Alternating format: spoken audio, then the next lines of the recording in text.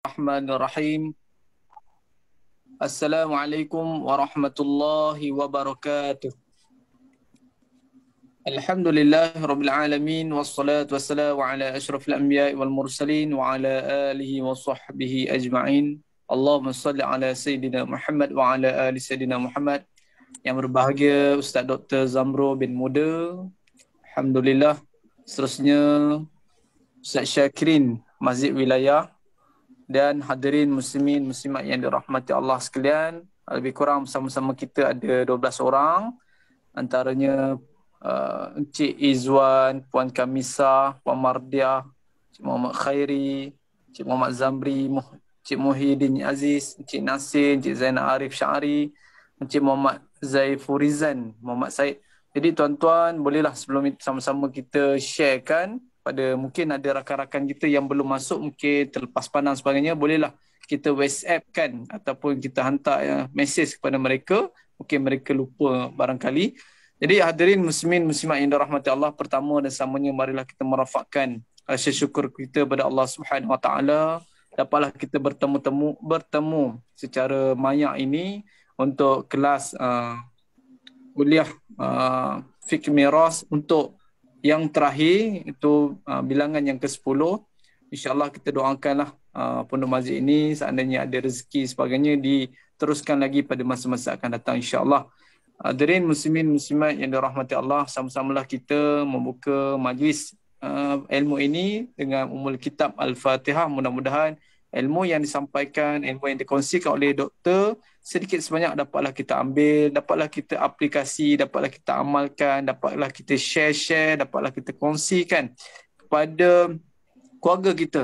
Sebab kematian ni hari-hari berlaku kematian. Macam kami ni pengurus-pengurusan jenazah COVID sekarang ni makin slow dah.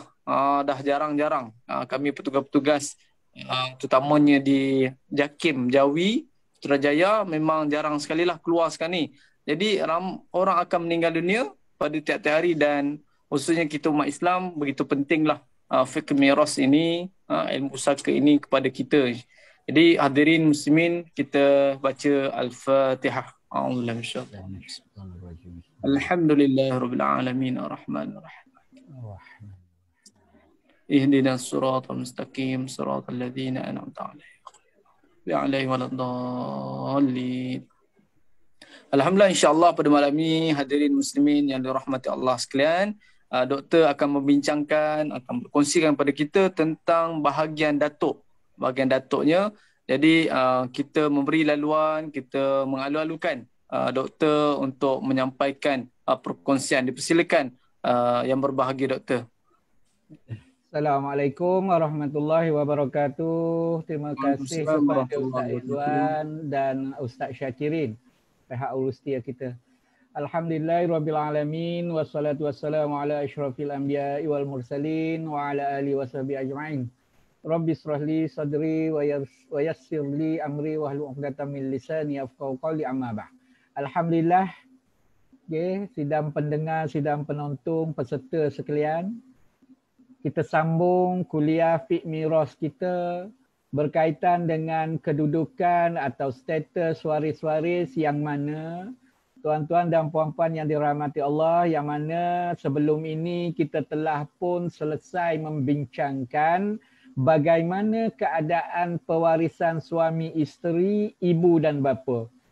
Alhamdulillah, pada malam ini kita sambung sedikit lagi insya-Allah pada kali terakhir pertemuan kita untuk sesi inilah. Kemungkinan ada peluang akan datang kita berjumpa lagi lah.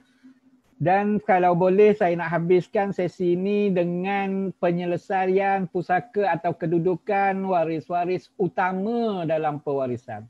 Waris-waris utama. Waris utama ni dia ada 5 golongan tuan-tuan dan puan-puan ya. 5 golongan. Suami, isteri, ibu, bapa, anak lelaki, anak perempuan. Ada 6 tapi saya sebut 5. Sebab suami dengan isteri tu kira satu. Suami, isteri, ibu, bapa, anak lelaki, anak perempuan. Inilah waris utama. Ada je mereka ini, berlima ini. Kalau ada mereka berlima ini, terutamanya anak lelaki dengan bapa, waris lain tak payah cari dah. Untuk bahagi pusaka, untuk buat kenduri majlis tahlil tu terpulang lah. Untuk bahagi pusaka tak perlu carilah. Ada 5 golongan ini. Suami, isteri. Saya bilang satu lah. Sebab kalaulah lelaki mati, dia ada isteri. Kalaulah perempuan mati, dia ada suami. Ya salah satu je. Dia tak boleh serentak seorang mati meninggalkan suami dan isteri, tak berlaku tuan-tuan dan puan-puan ya. Kalau perempuan mati, kebiasaan ada suami. Kalau perempuan lelaki mati, kebiasaan ada isteri kalau yang dah berkahwin. Ibu, bapa, anak lelaki, anak perempuan. Baik tuan-tuan dan puan-puan. Cuma kita lanjutkan sedikit datuk ini. Bagaimana kedudukan datuk? Okey. Datuk ini, peluang untuk dapat pusaka, mestilah bapa tak ada. Kena ingat itu je dahulu.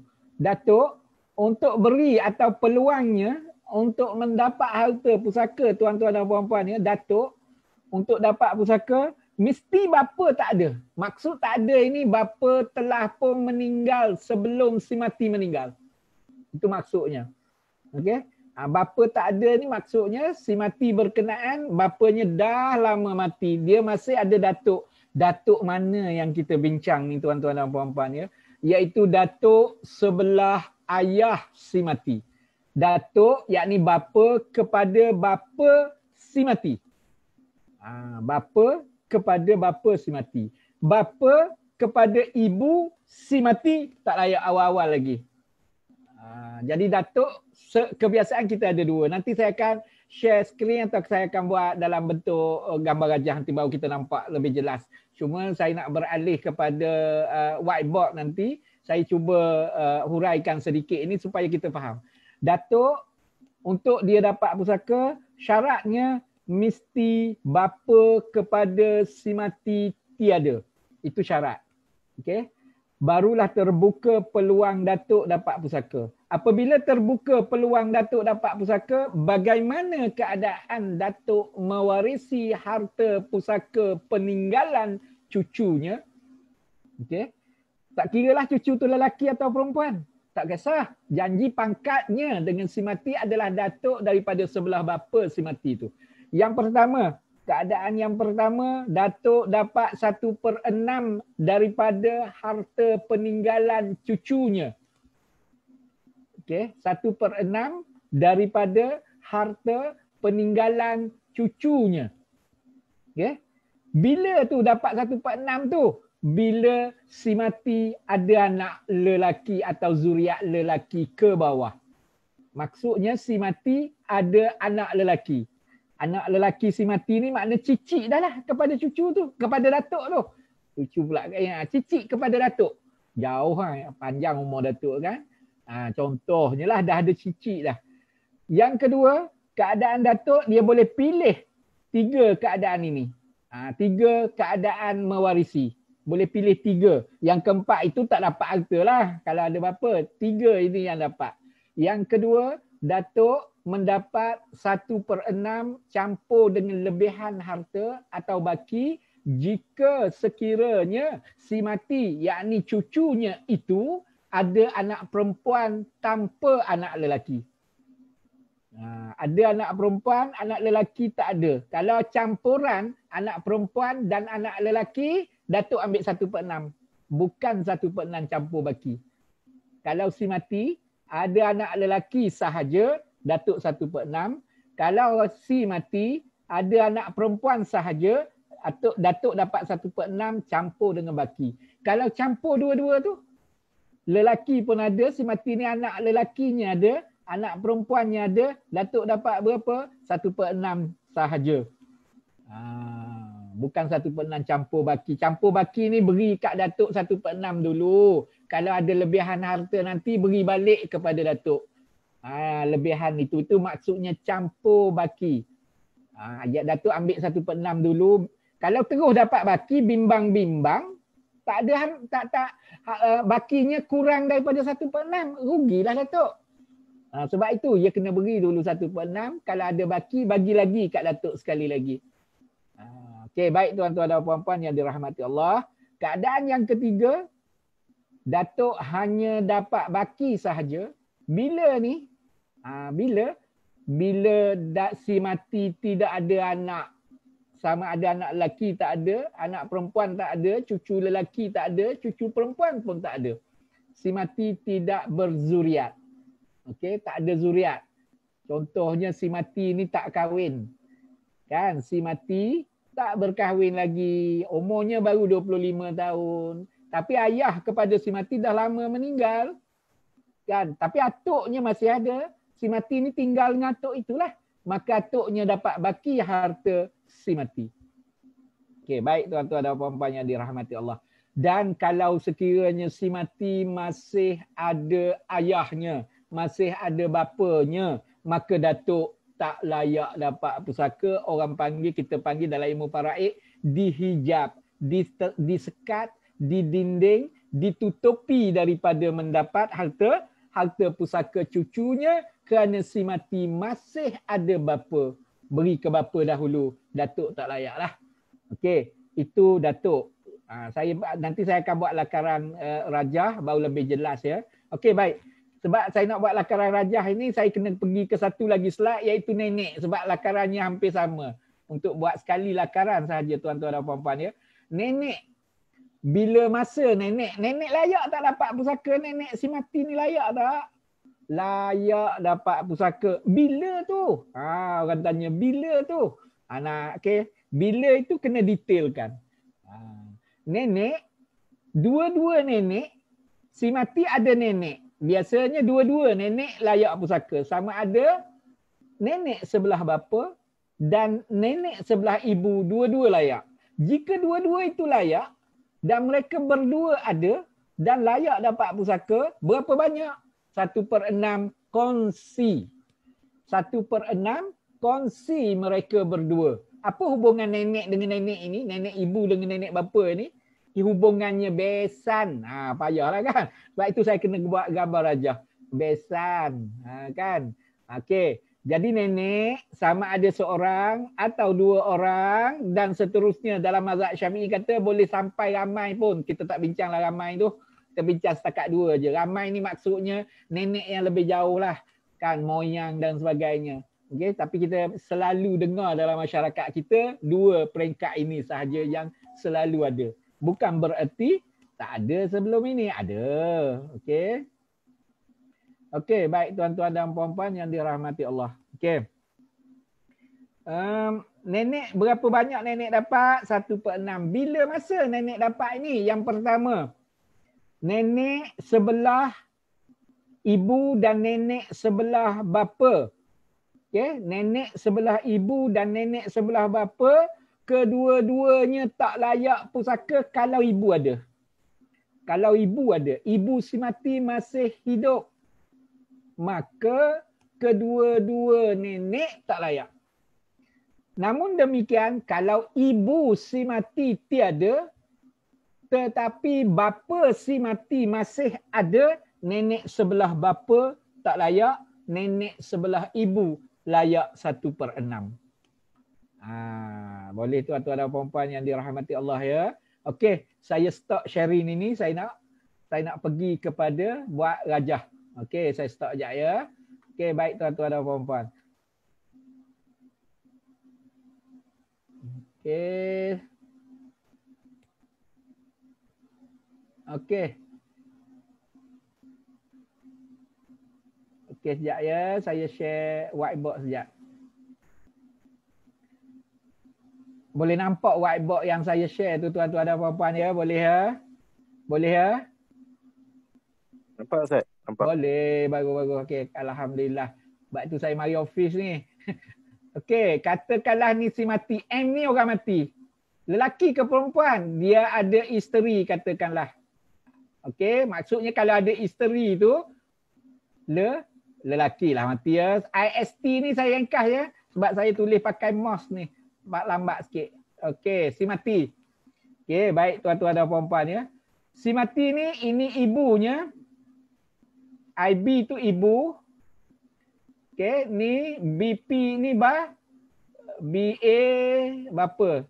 Okey, si mati ada ibu dan bapa. Okey, baik tuan-tuan dan puan-puan ya. Okey, nampak ya?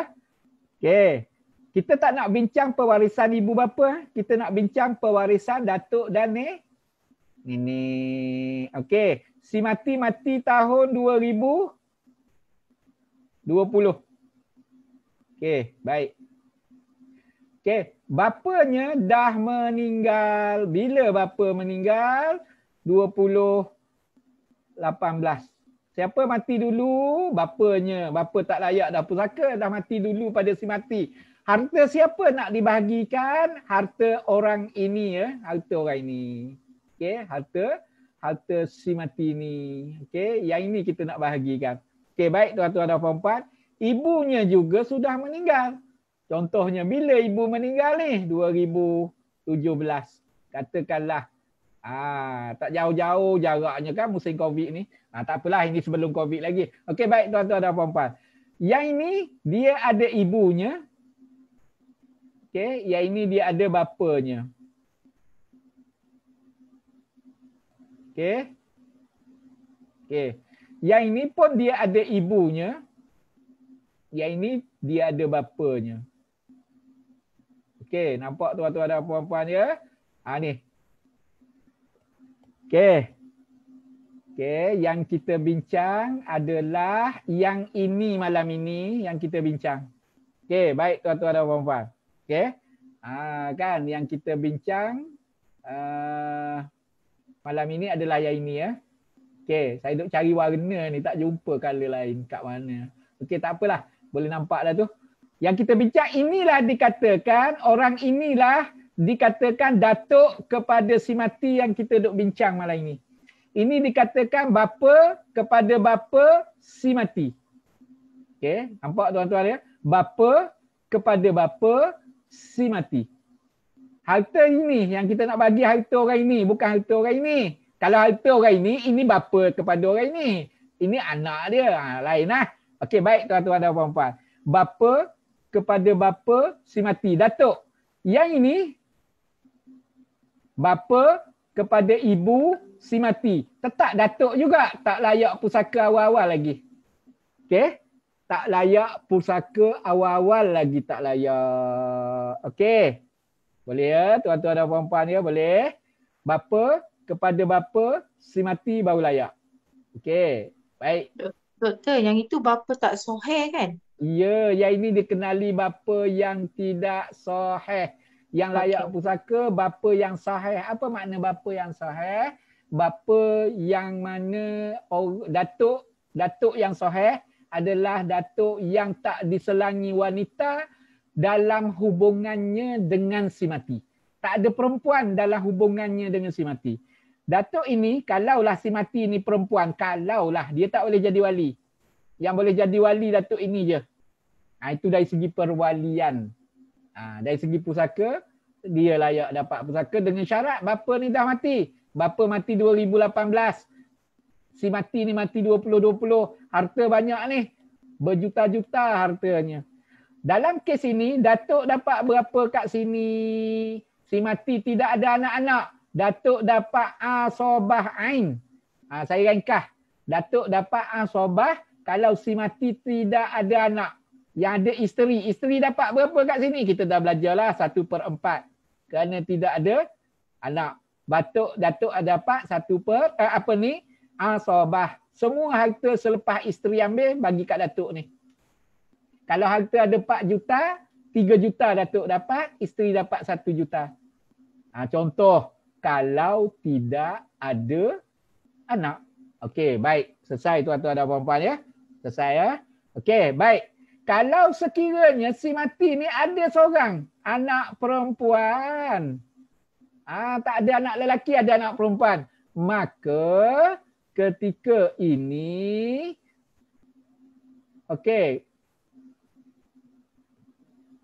ketika ini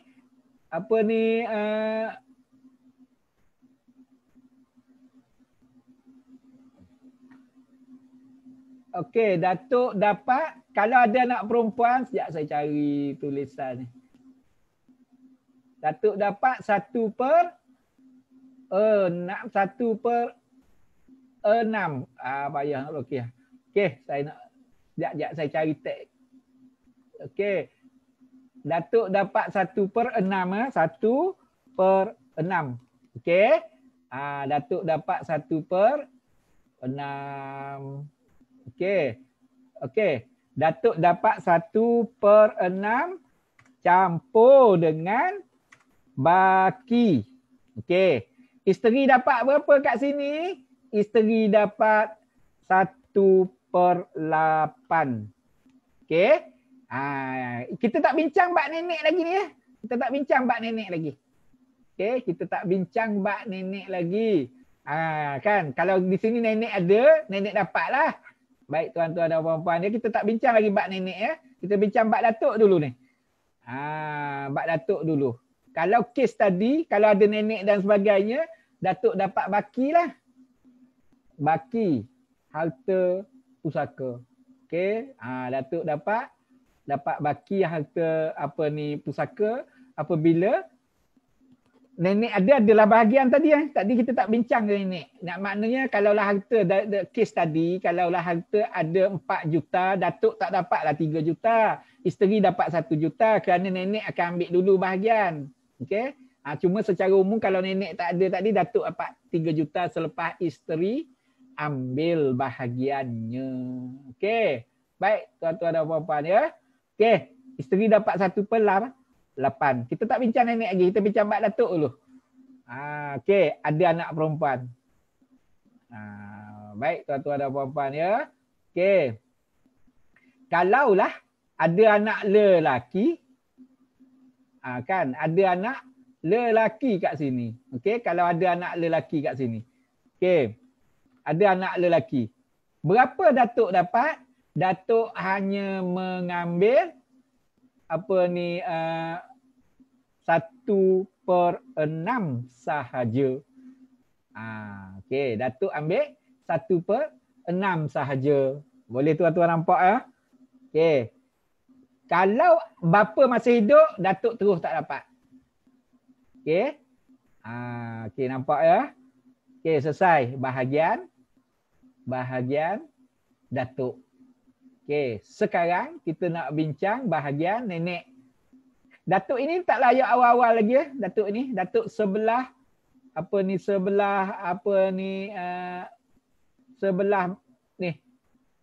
sebelah ibu tak layak awal-awal. Kalau dua-dua ni ada, apa hubungan orang ini dengan orang ini? Ini saya kata besan tu.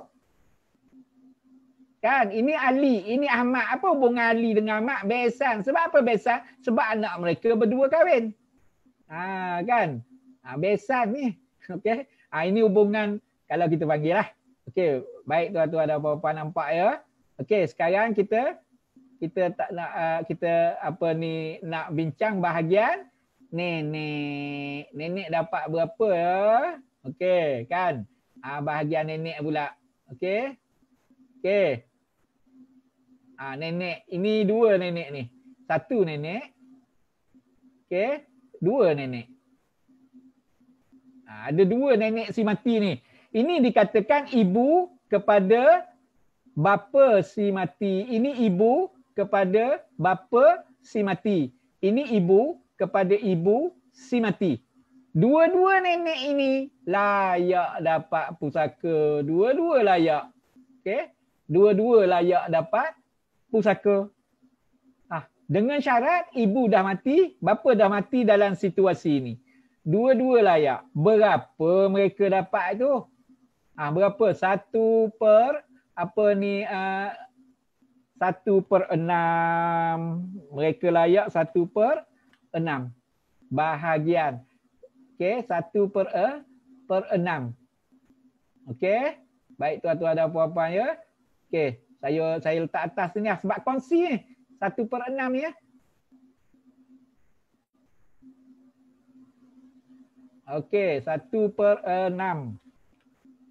Okey, 1/6 nenek ini kongsi ya. Nenek ini. 1/6 mereka berkongsi bahagian. 1/6 bahagian nenek ini dikongsi bersama. Okey, boleh ya? Okey, jadi nenek kongsi bahagian ni. Okey. Bahagian mereka ni berkongsi. Boleh faham ya? Saya buat anak panah ni, nenek ini, okey, dengan nenek ini berkongsilah. Okey. Payah nak lokeh tak biasa kan. Nenek ni berkongsi dua ni. 1/6. Maka kalau ada dua orang, 1/12 lah seorang. Nenek kepada si mati ni, okey. Si mati ada nenek ini, kongsilah mereka bersama itu, kongsi ya. Okey. Okey. Kongsi bersama ini 1/6 bahagian nenek ini. Okey. Saya nak padam ni balik ya. Takut nanti ada orang silap faham kan. Dia ingat datuk ini dapat 1/6. Salah ya. Okey. Jadi saya tulislah, senang ya. Nanti jadi rakaman kan payah pula kan. Orang kata yang ini dapat 1/12. Yang ini saya tulis 1/12. Okey. Boleh nampak ya. Dua nenek ini berkongsi daripada 1/6 bahagian. Maka mereka dapat 1/12, 1/12. Boleh faham ya tuan-tuan dan puan-puan? Nampak ya? Nenek dia tak tengok si mati ada anak ke tidak. Tetap kekal dia bahagian 1/6. Tapi kalau ibu dia tengok ada anak ke tidak. Okey, baik. Sekarang ini dalam situasi ini, kalau ada datuk ini dapat berapa? Datuk ini akan dapat 1/, senang cerita, 1/6. Ni datuk. Isteri dapat dalam kes ini 1/8. Okey. Anak-anak si mati ni kongsi berdua dapat baki. Okey. Anak-anak lelaki dan perempuan ini kongsi dapat baki di antara anak lelaki dan anak perempuan dapat baki. Nampaklah tu. Boleh bagilah tu hartanya. Kan? Kalau ditakdirkan harta ada 24,000. Katakanlah 24,000. Harta banyak nak bahagi 24,000. Boleh tak nak buat asing-asing perbahagian? Boleh. Janji kong faraid. Kan? Dalam situasi kes ini tuan-tuan dan puan-puan ya, si mati, mak ayah dia lama dah mati. Mati lama dah. Dah 2 tahun sebelum si mati. Itu sebab itu kena siasat betul-betul ya.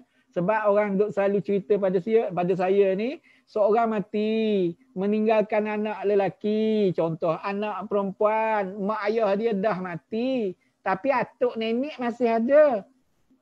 Begitulah orang cerita. Atuk dan nenek dia masih ada, mak ayah dia dah mati. Kena tanya, mak dia mati bila, ayah dia mati bila, untuk menentukan layak atau tidak atuk nenek tu dapat pusaka dulu. Boleh faham ya tuan-tuan dan puan-puan? Okey, kalaulah datuk bapa dia mati 2021, bapa layaklah. Walaupun dah mati. Sebab ukuran waris ini tuan-tuan dan puan-puan yang dirahmati Allah, ukuran waris adalah ukuran dari segi bila kematian berlaku. Ketika kematian berlaku, itulah waris. Bukan ketika pembahagian dibuat. Contoh dalam kes ini, si mati ini meninggal tahun yang hartanya kita nak bahagikan adalah harta yang kita nak bahagi ini. Dia meninggal 2020 tapi nak bahagi 2021 baru bahagi. Baru bincang nak bahagi. Ada peluang dan ruang baru boleh kita bincang kerana dah habis PKP contohnya lah. Dulu payah nak bincang, mati 2020 musim PKP contoh. Sekarang baru nak bincang. Bapa dia mati lagi tak? Masa dia mati dulu, bukan 2021. Kan? Penentuan waris yang layak pusaka adalah dikira ketika kematian si pemilik harta yang kita nak bahagikan pusaka ini berlaku. Bila kematian dia berlaku? Yang pemilik harta ni berlaku bila? Itu maksudnya. Okey, bila si mati ni mati. Kalau mati 2020, sekarang 2021 nak bahagi, ayah dia mati 2018, ayahnya, bapanya tak layak. Ibu mati 2017, tak layak. Maka terbukalah ruang pusaka kepada datuk sebelah bapa dan nenek sebelah ibu, nenek sebelah bapa si mati. Okey, baik tuan-tuan dan puan-puan yang dirahmati Allah. Baru nampak dalam lakaran ya. Nama tu tuan-tuan dan puan-puan ubuhlah. Nanti ada nama apa Ustaz? Masing-masing letaklah nama apa. Kan nama tidak menentukan bahagian pusaka. Itu untuk urusan pentadbiran, nak letak nama pada geran dan sebagainya. Okey. Yang menentukan bahagian hak dan kadar dan sebagainya itu adalah hubungannya dengan si mati. Kalaulah bapa ini nama dia Jamilah, lelaki nama datuk ni. Orang dulu-dulu kan, tapi lelaki tetap kena beri bahagian lelaki, iaitu datuk kepada si mati walaupun nama Jamilah. Kan contoh, ibu dia nama Zaini, nenek ni nama Zaini. Ada Zaini lelaki, ada Zaini perempuan, tapi nenek pangkatnya dengan si mati. Maka beri bahagian nenek lah. Walaupun nama macam orang lelaki. Sebab itu nak bagi tahu, nama tak penting sangat dalam menentukan hak dan bahagian. Yang penting hubungannya dengan si mati dan dia hidup ketika si mati mati. Nama tuan-tuan dan puan-puan letaklah. Kan? Untuk tujuan pentadbiran, nak daftar nama pada geran tanah, nak daftar nama pada geran rumah dan sebagainya, itu nak nama lah. Tetapi nama yang panjang, nama yang pendek, namanya macam lelaki ke macam perempuan tak menentukan itu bahagian-bahagian. Bahagian hanya melihat apa hubungannya dengan si mati. Baik tuan-tuan dan puan-puan. Kalaulah dalam konteks ini, kes ini, si mati ini, hartanya ada. Katakanlah harta ada 24,000. Congok mudah dulu ya. Harta ada 24,000 tuan-tuan dan puan-puan. 24,000. Apabila harta ada 24,000, okay, yang ini cara mudah dululah. Yang ini RM dapatlah sebanyak 4K. Okay. Boleh ya? Yang ini dapat sebanyak 3K. RM 3K. Baik tuan-tuan dan puan-puan ya. Isteri 3K. Nenek. Nenek dapat sebanyak mana? Nenek dapat sebanyak RM 2K. K tu ribu lah ya. Saya tak tulis kosong-kosong tu. Okay. Kerana apa? Kerana dia dapat 1/12 daripada 24,000. Yang ini pun dapat RM 2K. Baki lagi? Tuan-tuan kira lah. Harta si mati tinggal sebanyak RM 24K. Contoh. Si mati tinggal harta sebanyak RM 24K. Yang ini dapat 4K, 4,000 campur dengan 3,000, 7,000. 7,000 campur 2,000, 9,000. 9,000 campur 2,000, 11,000. 24,000 tolak 11,000, bakinya ada berapa tuan-tuan? Bakinya lagi ada RM 13K. 13K ni pula kena bahagi dengan 3. Lelaki ambil 2 bahagian, perempuan ambil 1 bahagian. Bahagilah. 13,000 dibahagi dengan apa ni? 3. Okey. Bahagilah 3. Maka lelaki akan ambil 2 bahagian, perempuan ambil 1 bahagian. Lelaki ambil 2. Okey, perempuan akan ambil 1 bahagian. Okey. Baik tuan-tuan dan puan-puan ya. 2, 1. Boleh bagilah tu. Duit mana ni nak bagi ni? Duit baru dapat KWSP. Si mati dapat 24,000. Lepas dia meninggal dunia, duit simpanan KWSP ada 24,000. Apabila ada 24,000, waris nak bagi terus. Hutang dah selesai habis ni. Waris kata kita bagilah dulu duit tu. Tanah lambat lagi nak proses. Apatah lagi sekarang ini, musim sekarang ini, 2021 ini cabarannya cukup tinggi. Sekarang ini barulah boleh sikit nak proses. Masa PKP baru ni tak payah nak proses. Bukan payah apa, bicara tu payah nak panggil bicara kuasa. Contoh, kita bagilah dulu duit 24,000 yang ada ni. Bahagi-bagi. Kemudian datang pula. 2 minggu berikutnya datang orang datang bayar hutang. 4,000. Boleh bahagi juga pakai sifir yang sama. Kemudian datang pula, ada rupanya hasil daripada sewaan rumah dia. Dapatlah sebanyak, orang bayar sewa, sebanyak 1,000 bulan tu. Nak bahagi juga waris. Malah kumpul dia kata. Boleh bagi. Sifir ni juga. Terpulang. Tanah tak nak bahagi lagi. Duit yang ada dekat tangan yang dapat terus ni. Contoh, Oh, dapat pula insurans apa ni, takaful yang dia letak penama bukan buat hibah. Oh, kita bagi terus lah. Berapa banyak? 240,000. Ini juga sifirnya. 1/6 daripada 240,000. Boleh, tak perlu nak kumpul pun. Sebab masing-masing keperluan harta berbeza. Kita tak simpan. Jangan bagi lagi. Jangan bagi lagi. Maka kalau ada waris yang menuntut, ada waris yang menghalang, maka dia telah menyekat hak orang. Hak orang lain. Tak boleh buat begitu tuan-tuan dan puan-puan kerana keperluan harta berbeza. Masing-masing berbeza. Apatah lagi sekarang ini umrah dah boleh. Datuk ini bercita-cita dah nak pergi umrah. Adalah dapat duit cucu. Nak doa di depan Kaabah nanti. Kan untuk cucu dia yang dah meninggal ni. Contoh dapat daripada harta cucu juga. Datuk nak pergi umrah. Itu keperluan. Kita tak. Isteri kata tak payah bagi lagi. Tunggu dulu. Kita proses sekali. Bukan salah. Saya kata kalau sekiranya menyekat, itu baru salah. Kalau semua setuju, tak timbul masalah. Contoh. Boleh tuan-tuan dan puan-puan ya. Supaya kita tak nampak besar isunya mudah. Mudah, maksud saya mudahnya begini tuan-tuan dan puan-puan ya. Isunya kalau sekiranya si mati itu ada harta, contoh. Kan ada harta. Duit dalam tangan, jual kebun. Hasil kebun kelapa sawit contohnya. Dah ada dah hasilnya. Nak bahagi macam mana ni Ustaz? Macam mana nak bahagi? Nak tunggu, nak himpun ke? Tunggu setahun ke? Tak perlu pun.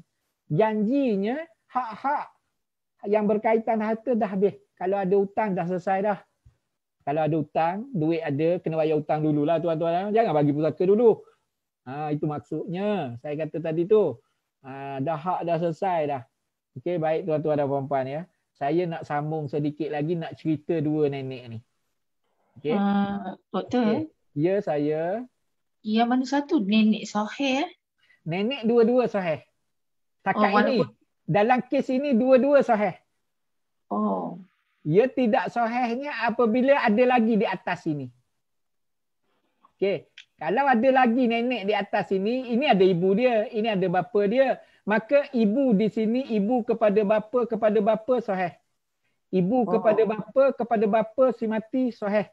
Kalau ada sebelah sini, nenek ibu ada kat sini, contohlah ibu kat sini, ibu kepada bapa kepada ibu si mati tak Sohail. Nenek di sini tak layak lah. Apabila diselangi oleh datuk yang tidak Sohail. Panjanglah cerita ya, puan kami saya. Itu. Setakat yang gambar rajah ini dua-dua nenek dipanggil nenek Sohail kerana kedua-duanya layak dapat.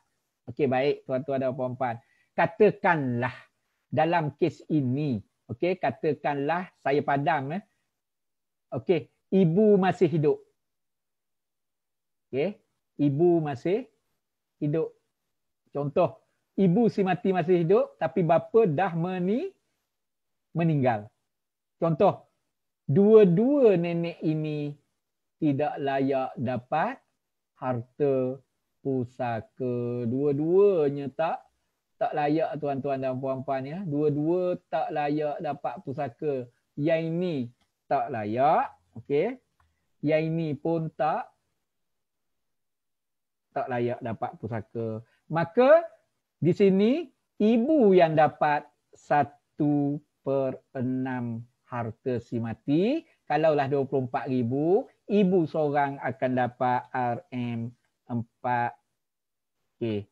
Kalau 24,000 tadilah, pindah bahagian nenek dua orang ini kepada ibu 2,000 tadi 2,000. Dua-dua ni tak layak. Datuk masihlah layak. Ini saya kata besan pak mertua yang ini dapat. Kalau hubungan orang inilah. Kan? Di sini. Pak mertua dia ni. Dua ni. Okey. Kan yang ini dan yang ini adalah bapa mertua dia, yang ini menantu dia, ini cucu, yang ini anak orang ini. Bapa dah mati, yang ini dah kahwin lain, tu cerita lain lah. Kalau ibu ni dah kahwin lain pun hak pusaka dapat sebab anaknya yang mati. Okey, baik ya.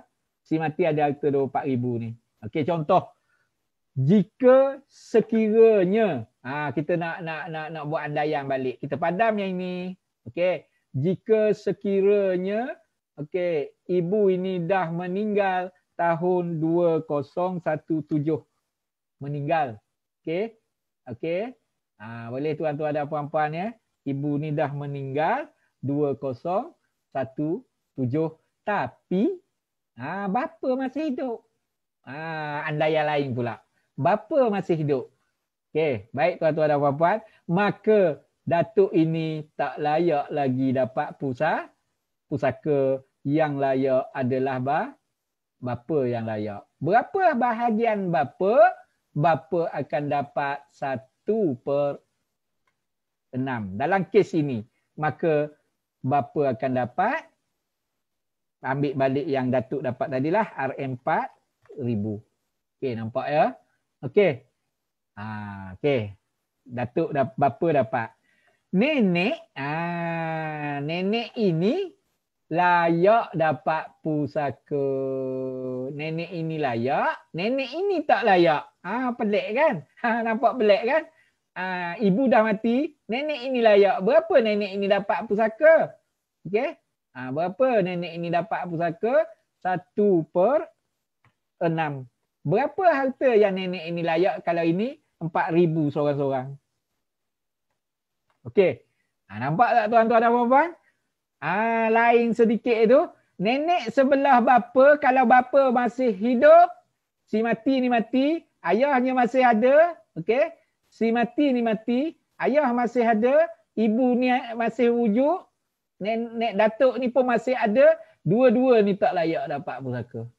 Dua-dua ni tak layak dapat pusaka tuan-tuan dan puan-puan ya. Dua-dua ni tak layak dapat pusaka. Ibu yang layak. Nampak tu. Okey. Jadi nenek ini layak. Nenek ini pula tak layak sebab anaknya di sini masih hidup. Anak dia kan ni. Yang ini dengan yang ini menantu. Menantu dia. Ini dengan ini besan. Sebab itu saya kata besan tadi. Ini pun jealous. Ya awak dapat 1/6. Aku tak dapat apa satu. Contoh. Kata kamu tak dapat, tak apa. Sebab kamu masih ada anak. Okay? Masih ada suami. Aku dah lah suami ada. Yelah, tapi anak aku tak ada dah. Kan bahasa mudah lah. Sebab orang jealous. Dia kata, dah lah dia tak jaga cucu ini dulu. Masa mak dia meninggal, aku yang jaga. Sebab itu saya beri awal-awal kuliah dulu, jaga bukan penentu hak pusaka. Bukan penentu. Kalau jaga rumah kebajikan lagi lama jaga.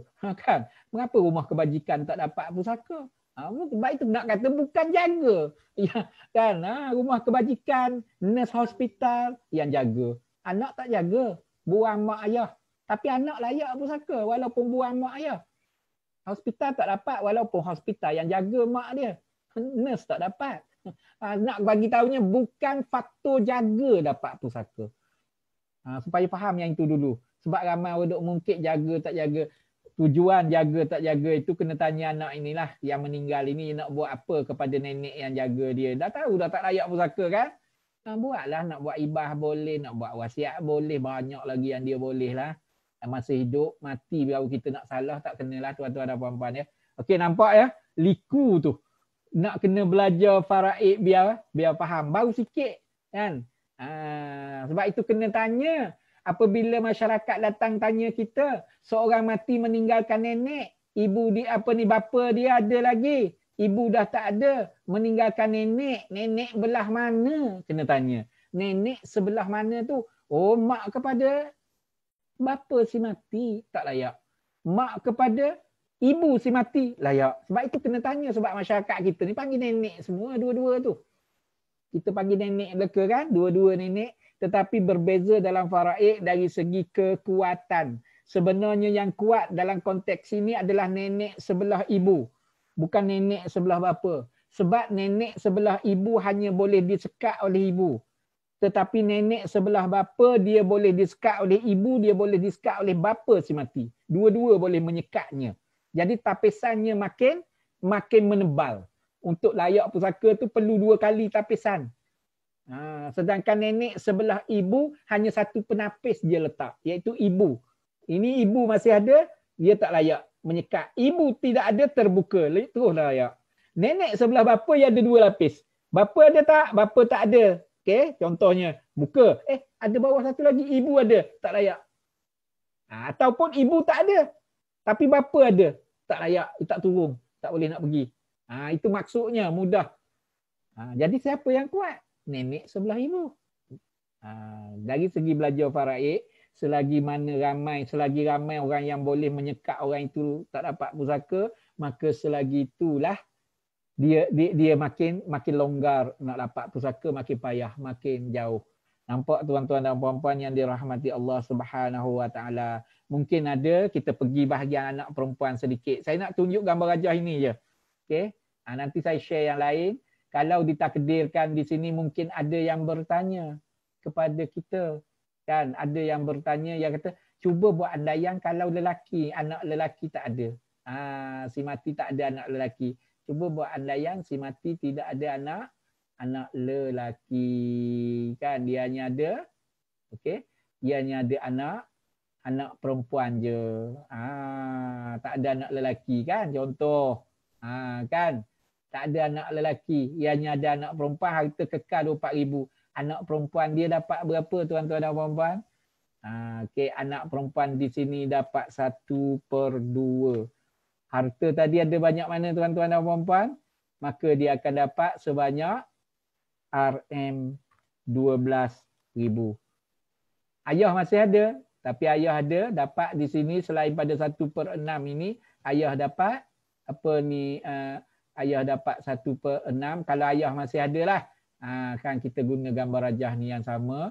Kalau ayah masih ada kat sini, ayah dapat 1/6 campur dengan baki. Ayah dapat 4,000. Okey, ibu dapat ini. Ibu dah tak ada tapi nenek ni masih ada. Katakanlah begini. Ibu tak ada, bapa masih ada. Yang ini tak layak lah.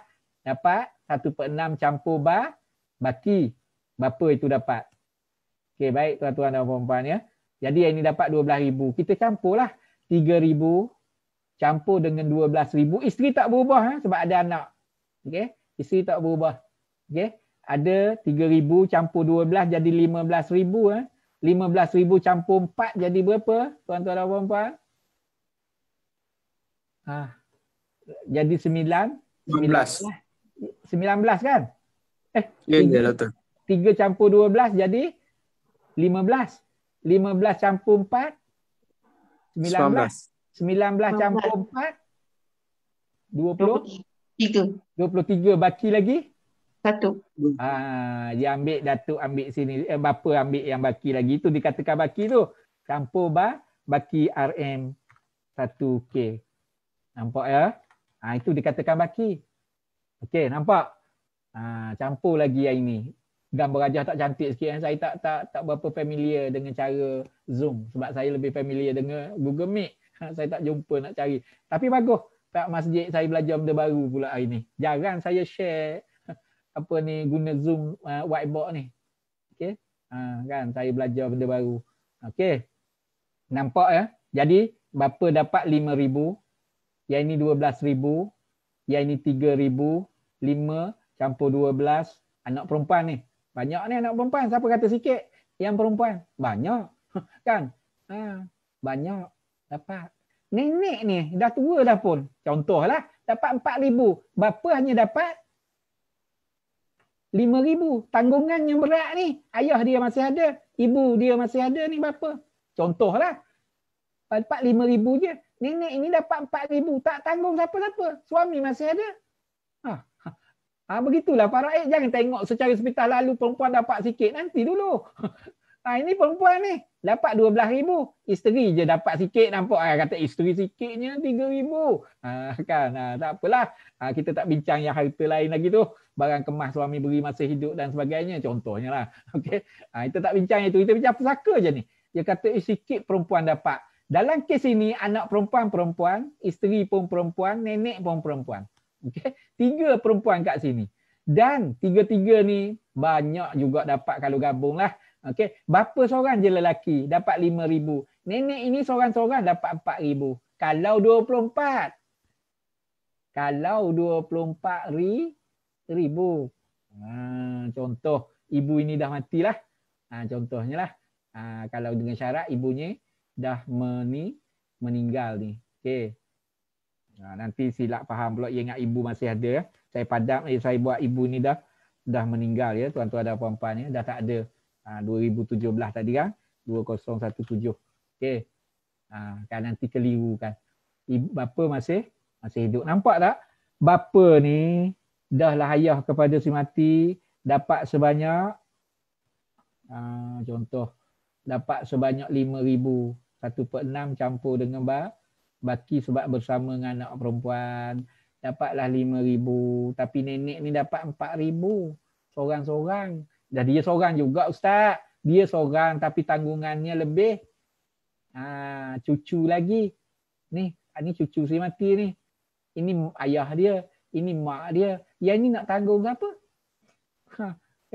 Banyak dapat tu 4,000. Kalau 4 juta, yang ni 5 juta, tak jauh lah beza nak bagi tahu cak jauh, tapi tanggungan tak seberat bapa. Boleh nampak tuan-tuan dan puan-puan ya. Indahnya hukum pusaka, cuma kita bayang itu perempuan dapat sikit. Tapi yang lelaki ni contoh dalam gambaran kes ini. Baru kita nampak manis, cantiknya. Oh awak dapat. Barulah mudah nak berunding. Dah tahu dah bahagian ni. Ini sayang menantu dia. Tak apalah, ayah tak nak ambil lah. Awak ambil lah 5,000 bahagi 2 beranak tu. Bahagian ayah tak nak 5,000 bagi kat isteri. Sebab itu untung bagi sikit-sikit ni tuan-tuan dan puan-puan ya. Mudah nak bincang. Cuba bagi dengan kumpul semua baru nak bagi. Payahlah lah. Katakanlah harta ada contoh dapat kira WSP 24,000. Contoh.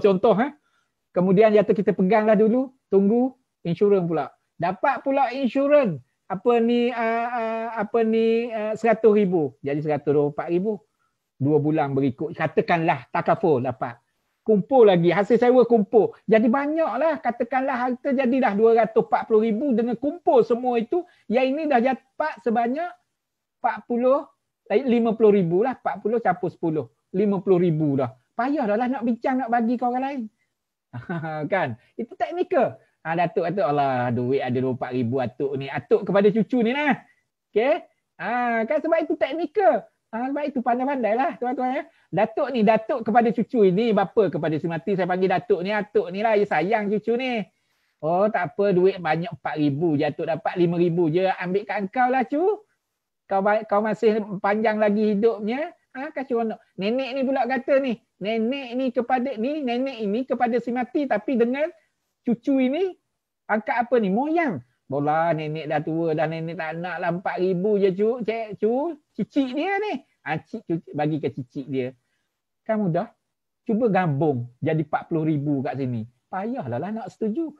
Nampak tak teknikal tu tuan-tuan dan puan-puan ya? Bukan nak mengelak. Nak mudah perbincangan. Cuba 24 juta. Himpun semua itu si mati nak agih sekali. Payah dah lah nak bincang. Sebab ia nampak banyak. Kan? Tak salah. Saya nak kata tak salah. Dah tahu dah. Kat sini kan mudah. Tak banyak mana atuk dapat. Ya kata kat cucu. Kau ambil kan? Atuk dapat 5,000 je daripada duit KRSP. KRSP arwah simpan dulu tu untuk kamu berdua. Nama pun nama isteri atas tu. Tak apalah. Atuk nenek atuk ni ataupun ayah tak nak lah. Bagi tahu kat menantu dia ni. Kau ambil lah. Kan mudah sebab hanya 5,000. Cuba himpun semua. Kan banyak jadi tu. Okey. Dari segi teknikal. Boleh nampak tuan-tuan dan puan-puannya supaya damai perbincangan. Dapat duit lain, bincang lagi. Kan. Nampak sikit juga, bagi lagi. Kan, makin tu. Contoh. Tapi tak salah nak himpun, tak salah nak terus bahagi. Yang paling penting hak pusaka yang lain macam hutang, wasiat dan sebagainya dah selesai. Itu sahaja tuan-tuan dan puan-puan ya. Nampak ya? Okey, nampak ya? Boleh? Kalaulah kita buat kalaulah lagi. Saya tak nak pindah tempat lain dah ni. Nak pakai slide ni lagi. Ataupun nak pakai share ni lagi. Mungkin yang akan datang kita boleh bincang lagi. Kalaulah katakanlah si mati ni. Okey. Contohlah, saya padam dulu nilai ni. Okey. Katakanlah si mati ni ada 2 orang pula anak perempuan. Okey. Ada 2 orang anak perempuan pula. Ada seorang lagi anak perempuan kat sini. Contoh. Dua orang pula. Macam mana tuan-tuan dan puan-puan? Si mati ada dua orang anak perempuan ni. Okey. Si mati ada dua orang anak perempuan. Isteri dapat 1/8 tak berubah lah. Yang ada dua orang anak perempuan. Maka anak perempuan kat sini dua orang dapat 2/3. Okey, baik ya tuan-tuan dan puan-puan ya. Berapa pula harta pusaka? Di sinilah perlu pada pengiraan lebih lanjut. 24,000 tidak boleh lagi nak dibahagi terus dengan harta masing-masing ni. Bahagian masing-masing ya. Ini jauhlah perginya. Okey. Harta tak boleh lagi nak dibahagi dengan terus ambil 1/6. Yang ini nak ambil 1/6 daripada 24. Yang ini 1/8 daripada 24. Yang ini 2/3 daripada 24,000 kerana tidak cukup harta. Cuba kita tengok congok kasar ya. Okey. 1/6 4,000. 1/6 4,000. Okey. Contoh 1/8 3,000. 4/8 dah jadi 11,000. Contoh kalau kita ambil direct ya. Kemudian anak perempuan dua orang ni dapat 2/3. Tak ada anak lelaki kongsi sama banyak tak kira anak sulung, anak bonsu, anak tengah dan sebagainya. 2, 3, 4. Jadi 2/3 daripada 24,000 16,000. 16 campur dengan 3 dah jadi 19. 19 campur dengan 4,000 tadi dah jadi 23. 23 campur 4,000 jadi berapa? 27,000. Harta ada 24. Maka tak boleh lagi bahagi ni. Ini seni pusaka. Jangan terus bahagi.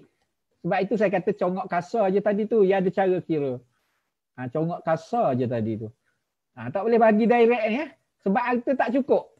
Kan? Ada cara bahagi. Sebab itu bapa kena letak 1/6 campur baki. Kalau letak baki saja, bapa akan dapat hanya 1,000 saja. Kan? Rugilah. Jadi 24,000 bukan bahagi dengan 24 ataupun bahagi dengan masing-masing. Kena bahagi dengan 27 lah. Tapi panjang itu cerita. Cuma nak bahaginya, tak boleh lagi nak ambil kadar-kadar ini. Maka 24,000 ini, tuan-tuan dan puan-puan ya, dia kena bahagi dengan 27. RM 24. Bagi kes ini, tuan-tuan dan puan-puan ya, kena bahagi dengan 27. 27, 24K bahagi dengan 27. Hasilnya 1 bersamaan dengan 1 bersamaan dengan RM berapa ini. Yang inilah darab dengan bahagian masing-masing. Okey, bagi bahagian masing-masing lah. Yang ini akan dapat 4/27 lah. Yang ini akan dapat okey. Yang ini dapat 4/27.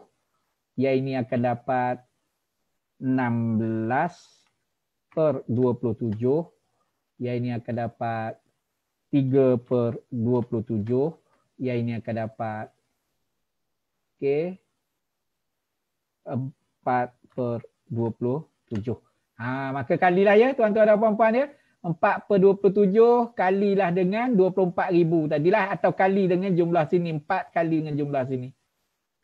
Tak jadilah. Ia 4/27. Bukannya 4/24. Okey, nampak tuan-tuan dan puan-puan ya. Seninya lah panjang lagi lah. Kena sambung dalam kuliah-kuliah lain.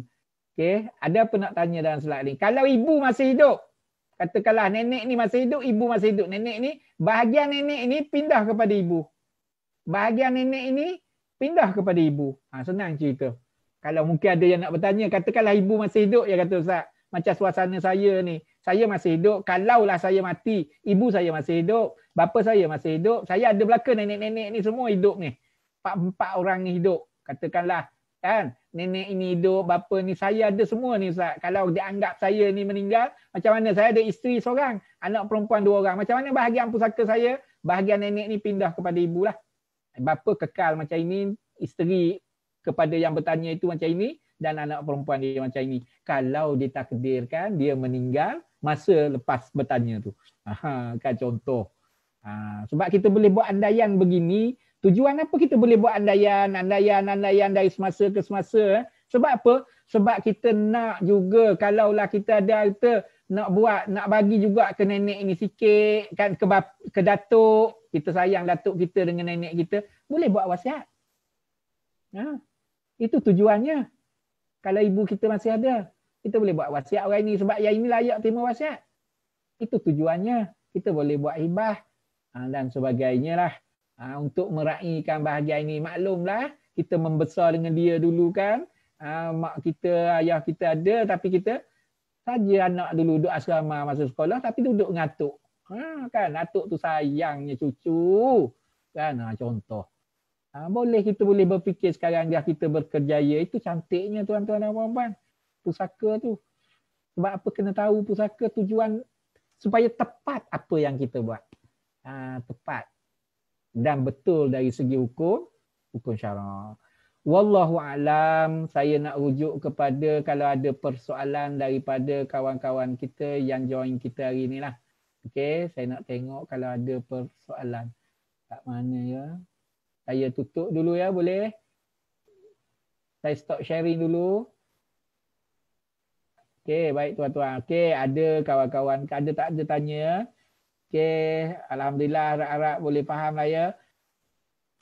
Ustaz Izwan ya, kalau payah pusaka ni Ustaz Izwan ya, kena sebab itu seronok kalau bersemuka kalau kita pakai tulis di whiteboard. Betul. Satu lakaran je saya buat tadi. Boleh ambil masa sejam untuk cerita kalau orang ni tak ada gini pula. Satu tu je. Sebab suasana orang hidup ini berbeza. Kes A, kes B, kes C. Tapi gambar aja sama boleh pakai. Kan? Contoh. Wallahu alam. Alhamdulillah. Kalau kita jumpa ada masa lagi akan datang, kita akan boleh berbincang lagi. InsyaAllah kalau diberi ruang dan peluang, kita sama-sama boleh berkongsi lagi. InsyaAllah. Sebelum itu saya ucapkan tahniah kepada program Pondok Masjid kerana menyebarluaskan ilmu-ilmu ini. Bukan sahaja ilmu faraid, ilmu-ilmu yang lain yang mana mendekatkan masyarakat kita dalam suasana yang berubah dan sebagainya, bentuk yang cara yang berubah, rupanya ilmu kita boleh cari dengan mudah juga. Bagus dia menjadi satu perantara. Saya ucapkan tahniah kepada program ini dan kepada pihak Urustia, pihak penganjur Jabatan Agama Islam Wilayah Persekutuan dan pihak yang terlibat secara langsung dan tak langsung kerana ini program terakhir kita lah. Okey, siri terakhir pada siri ini akan datang insya-Allah. Kalau ada peluang dan ruang kita boleh berjumpa lagi kerana bab faraid ini cukup panjang. Kalau nak cerita, saya boleh katakan bahawa di UKM pun satu semester 6 bulan atau 4 bulan belajar faraid pun masih lagi kena tambah. Contohnya lah. Wallahu alam, saya mohon maaf sepanjang mengendalikan slot berkaitan dengan fiqh miras ini daripada slot 1 sehingga ke 10. Saya mohon maaf jika ada terkasar bahasa, tersilap kata dan saya ucapkan terima kasih kepada pihak Urustia, malah ini Ustaz Izwan, sebelum ni ustaz-ustaz yang lain yang menjadi penghubung dan penyambung di antara saya dengan peserta sekalian lah, termasuklah pihak masjid wilayah sendiri. Dan malam ini kita ada Ustaz Syakirin yang menghubungkan kita. Jadi ucapkan terima kasih banyak-banyak menjadi pemudah cara kepada program kita. Okey, jadi saya sudahi dengan aku qauli hadza wa astaghfirullahalazim wa li wa lakum wa billahi taufiq wal hidayah. Wassalamualaikum warahmatullahi wabarakatuh. Waalaikumsalam warahmatullahi wabarakatuh. Terima kasih kepada yang berbahagia doktor. Terima kasih banyak-banyak di atas perkongsian. Saya mewakili pihak Jawi, pihak masjid wilayah dan kru-kru yang ada, Urustia yang ada, dan juga barangkali saya mewakili peserta semualah mengucapkan ribuan terima kasih kepada yang berbahagia doktor di atas perkongsian sepanjang program kita pada dalam Pondok Masjid pada kali ini, siri ini sebanyak 10 kali. Ya, betul doktor. Kita memang rasa tidak cukup lah dengan banyak lagi silibus ataupun banyak lagi perkara yang doktor nak kongsikan, namun keterbatasan waktu dan ruang untuk siri kali ini. Antara yang kita dapat pada malam ini, antara doktor ada menyebut ataupun apa yang saya faham di sini, Datuk ni akan dapat bahagian cucu apabila tiadanya bapa. Dan antara lain penentuan waris ialah ketika mana seseorang itu meninggal dunia, bukanlah ketika mana harta itu diagihkan. Antara yang lain juga, orang yang menjaga bukanlah yang menentukan orang yang jaga itu dapat harta. Macam doktor bagi contoh tadi, Jabatan Kebajikan Masyarakat, institusi yang menjaga seseorang itu, hospital sehinggalah dia meninggal dunia. Tetapi Jabatan Kebajikan Masyarakat, pihak hospital, doktor, nurse dan sebagainya tidak dapat pun bahagian tersebut. Jadi seterusnya, bahagian perempuan, kadang-kadang kita ada dengar lah segelintir lah menyatakan bahawa bahagian perempuan mungkin dapat sedikit sebagainya. Tapi apabila doktor ada pamerkan tadi, kita boleh melihat nenek apabila cucu meninggal dunia, bila ketiadaan ibu, neneknya akan dapat lebih kurang dengan bapa yang menanggung. Bapa yang menanggung ada tanggungjawab yang lebih besar. Jadi indahnya faraid ini apabila kita dapat mendalaminya. InsyaAllah hadirin muslimin, kita doakan seandainya akan datang kita akan dapat lagi berjumpa di lain-lain masa, di lain waktu. Jadi sekali lagi kita mengucapkan terima kasih kepada Dr. Tahniah kepada para peserta kerana dapat mengikuti Fiqh Miras banyak 10 kali ataupun 10 siri ini hingga ke hari ini, hari yang terakhir, siri yang terakhir. Jadi yang baik itu datangnya daripada Allah Subhanahu Wa Taala, yang lemah, yang kurang itu daripada diri saya.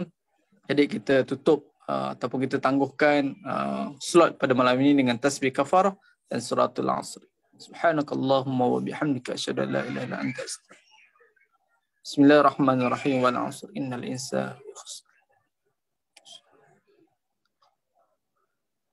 Sekian, wabillahi taufiq wa hidayah. Assalamualaikum warahmatullahi wabarakatuh. Waalaikumsalam.